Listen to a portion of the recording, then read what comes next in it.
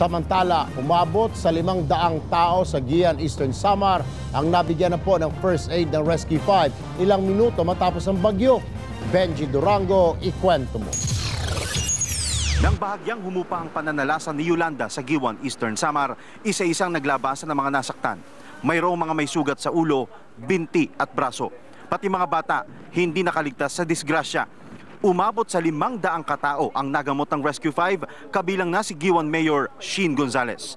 Ang pamilyang ito, himalang nakaligtas pa mula sa gumuho nilang bahay. Isang lalaki rin ang humahangos pang nagbalita na may mga batang natrap sa baha. Pero sadyang napakaraming nangangailangan ng first aid. Sira ang mga ospital, wala rin kumilos ng rescue team bukod sa amin. Kaliwat kanan din ang natabunan ng buhay, tulad na lamang nila na nadaganan ng gumuhong pader. Isa sa kanila, isang doktor. Kaliwat kanan din ang mga naghahanap sa nawawalang kaanak. Aabutan pa namin ang eksenang ito sa labas ng isang tindahan sa lugar.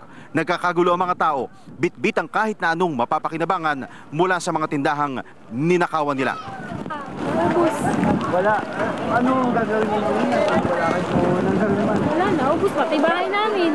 Gutom ang isang malaking problema ng mga taga-Guian. Wala pa kasing dumarating na tulong hanggang ngayon kahit pa sila ang unang nakaranas ng lupit ni Yolanda. Benji Durango, News 5.